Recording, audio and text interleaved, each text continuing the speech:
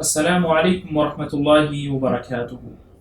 محرم کے مہینے میں حضرت حسین بن علی رضی اللہ تعالی عنہ کی شہادت ہوئی، جو کہ ایک بہت ہی غمگین واقعہ تھا۔ سارے کے سارے مسلمان جو ہیں اس واقعے کو لے کر غم میں ہوتے ہیں، لیکن محرم کے مہینے کی فضیلت صرف اس وجہ سے نہیں ہے کہ اس میں حضرت حسین کی شہادت ہوئی ہے۔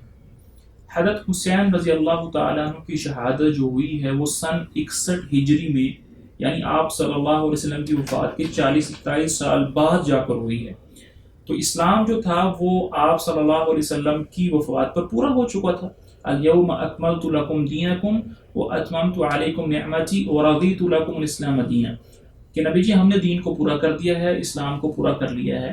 وہی جو تھی وہ اترنا بند ہو گئی تھی، اور حضرت حسین رضی اللہ تعالیٰ کی شہادت جو تھی وہ 41 سال بعد جا کر سن 61 ہجری میں ہوئی تھی۔ لیکن محرم کی جو فضیلت ہے وہ اسلام سے پہلے کی ہے۔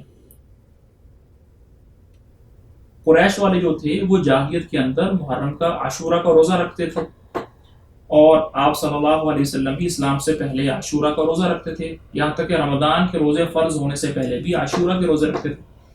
تو اس سے پتہ چلا کہ جو محرم کی جو فضیلت ہے وہ اس وجہ سے نہیں ہے کہ اس میں حضرت حسین کی شہادت نہیں، بلکہ یہ پہلے سے ہی ہے، اللہ کی طرف سے ہے۔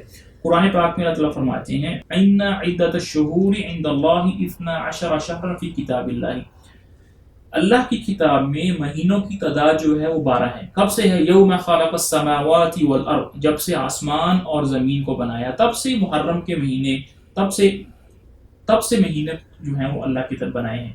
منہا اربعۃ حرم، اور ان 12 مہینوں میں سے 4 مہینے جو ہیں وہ حرمت والے مہینے ہیں۔ فلا تظلموا فیہن انفسکم، تو لہذا ان 4 مہینوں میں اپنے اوپر ظلم مت کرو۔ تو اللہ تعالیٰ نے ان 4 مہینوں میں اور ان 4 مہینوں میں سے ایک مہینہ جو ہے وہ محرم کا مہینہ ہے۔ تو پتہ چلا کہ جب سے زمین اور آسمان ہے تب سے ان مہینوں کی فضیلت ہے۔ محرم کو محرم کیوں کہا جاتا ہے؟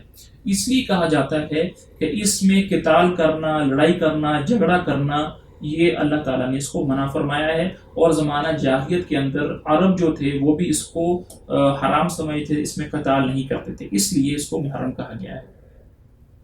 محرم کی دوسری فضیلت یہ ہے کہ اللہ تعالیٰ نے محرم کے مہینے کے ساتھ اپنا نام جوڑ دیا ہے۔ اللہ تعالیٰ اپنا نام جس چیز کے نام کے ساتھ جوڑ دیتے ہیں اس کی فضیلت اور بڑھ جاتی ہے۔ جیسے ابھی خانہ کعبہ ہے، اس کو بیت اللہ الحرام کہتے ہیں، اللہ کا گھر، تو اس کی عظمت، اس کی حرمت اور بڑھ گئی۔ اسی طرح محرم کے مہینے کو شہر اللہ الحرام بھی کہتے ہیں، کہ اللہ کا مہینہ حرام، محرم، تو اللہ تعالیٰ نے اس کو اپنے نام کے ساتھ جوڑ دیا ہے، اس لیے اس کی فضیلت اور بڑھ جاتی ہے۔ تیسری فضیلت اس کی یہ ہے کہ آپ صلی اللہ علیہ وسلم نے ارشاد فرمایا، مسلم کے اندر یہ روایت ہے کہ افضل الصیام بعد رمضان شہر اللہ الحرام، کہ رمضان کے بعد سب سے افضل روزے جو ہیں وہ محرم کے مہینے کے روزے ہیں۔ وہ افضل الصلاة بعد الفریضة صلاۃ اللیل، اور فرض نماز کے بعد سب سے افضل جو نماز ہے وہ رات کی نماز ہے، تہجد کی نماز ہے۔ چوتھی اہمیت اس کی یہ ہے کہ اس دن اللہ رب العزت نے موسیٰ علیہ السلام کو اور ان کی قوم کو فرعون کے لشکر سے نجات دی، فرعون کو ہلاک کیا اور موسیٰ علیہ السلام کو بچا لیا، اس وجہ سے اس مہینے کی فضیلت ہے۔ ہاں، کچھ سالوں کے بعد، 40 سالوں کے بعد جا کر اللہ کی حکمت سے، قدرت سے حضرت حسین رضی اللہ تعالیٰ عنہ کا واقعہ بھی اسی مہینے میں پیش آیا۔